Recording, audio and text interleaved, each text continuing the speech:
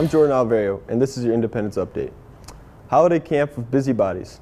Join Independence Township and Parks and Recreation for a day of fun and excitement with Busybodies, Holiday Camp. Each camp will be a jam-packed full of crafts and games centered of the day's theme. Starting on Monday, December 22nd, the events are as follows.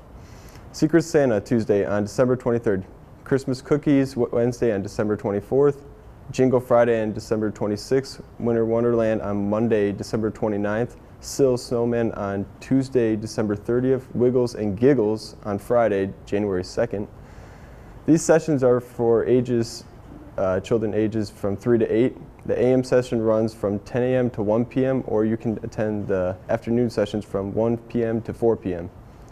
The daily rate is $20 for residents, and camp takes place at Busybodies in their new location at 1400 Scott Lake Road.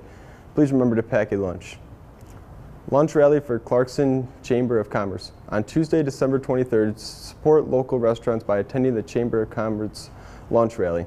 Take your staff, customers, clients, family, or friends and rally around one of our favorite local restaurants, the LA Cafe, which is great for coffee and sandwiches. You won't want to miss this. Open auditions for A Few Good Men. On December 21st and 22nd, open auditions will be held for the Clarkston Village Players in March 2015.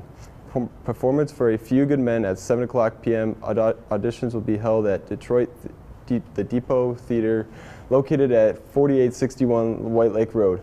There are speaking roles for 13 different men between the ages of 18 and 50, one speaking part for the woman between the ages of 25 and 35. Extras are also needed to represent Marines, sailors, and lawyers. The Broadway hit about the trial of two Marines, a complicity in the death of a fellow Marine, and Guantanamo Bay sizzles on stage. 2015 performance dates include March 13, 14, 20, 21st, 22nd, 26th, and 27 and 28. Auditions consist of readings from selected scenes. Scripts will be provided at the audition. Actors may attend one of both nights of the auditions. Actors must be 18 years old or older. For more information, contact Director Joseph Mischler on his cell at 810-348-9960 or email him jm@1967@comcast.net. Sally and Marcia, a dramatic comedy.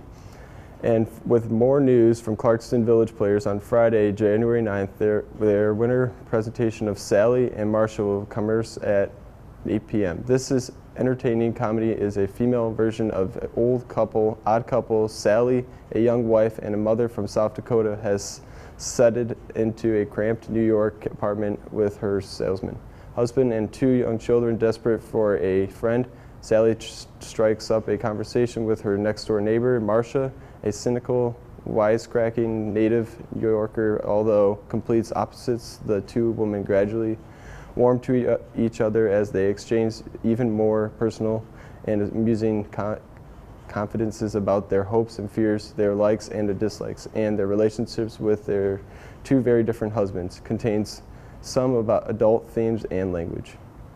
Sally and Marcia is directed by Karen McLean, and tickets are $14. For tickets, call 248-425-5842 or email tickets@clarksonvillageplayers.org.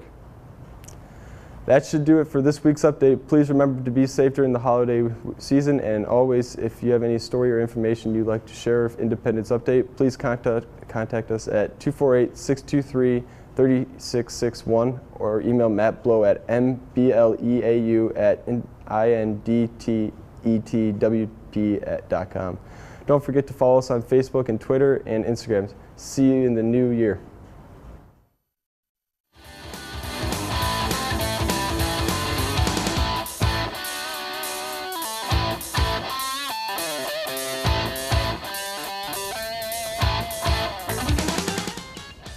Hi, my name is Pat Kittle. I'm the supervisor in Independence, and I've been getting a ton of questions recently about what's been going on with McLaren, and hey, that we heard that the Michigan Senate voted no, and so I just thought I'd spend the next couple minutes kind of briefing you on where we're at and where we're going to be going with the as far as McLaren goes. The Michigan Senate recently voted no on amending the Certificate of Need language that would have allowed McLaren to build a state-of-the-art Level 2 trauma center and a 200-bed inpatient facility right here in Independence. In a nutshell, words can't even begin to tell you how disappointed I am by this decision. And while the local competitive hospitals keep banging their drum on how the transfer of 200 underutilized beds from Pontiac to Independence will hurt their business, the following organizations responsible for the health, safety, and welfare of our community all signed letters of support and issued resolutions stating that a local hospital would benefit North Oakland County residents and would save lives. These associations include the Oakland County Association of Township Supervisors, the Charter Township of Independence Board of Trustees, the City of the Village of Clarkston and their City Council, the Oakland County Fire Chiefs Mutual Aid Association, the Waterford Police and Fire Chiefs, Independence Township Fire Chiefs, the Clarkston Chamber of Commerce, the Clarkston School Board, and of course our own County Executive L. Brooks Patterson. And while the local pundits and lobbyists keep banging their drum that the new hospital would actually raise health care costs without providing one relevant shred of proof to document his position, the Federal Trade Commission, the Mackinac Center for Public Policy, the Michigan Department of Community Health, and the Antitrust Division of the United States Department of Justice have all gone on record over the years stating that they have found little evidence that Certificate of Need restrictions result in a reduction in costs, and hard evidence to suggest just the opposite. And even Channel 7 Action News, based on an anonymous tip, was banging their drum in a recent television expose about McLaren making questionable campaign contributions to the state Republican fund and inferring the healthcare provider was trying to influence Senate votes for the hospital approval. As it turned out, these contributions were indeed absolutely legal. What was interesting was that my request for Channel 7 to run a similar follow-up expose identifying the senators who voted no on the hospital and which of those have accepted similar campaign contributions from competing hospitals, their medical staff, and special interest group seemed to fall on deaf ears. It is my contention competition is what has allowed America to become the greatest country in the world. And while I'll admit I am not an economist, I do not see how limiting competition in the medical profession is a good thing for consumers and/or contains health care costs in any way, shape, or form. At the end of the day, it looks like we need to do a better job communicating with the folks in Lansing. In my humble opinion, the hospital is too important to give up on, and I promise to keep you informed on future actions.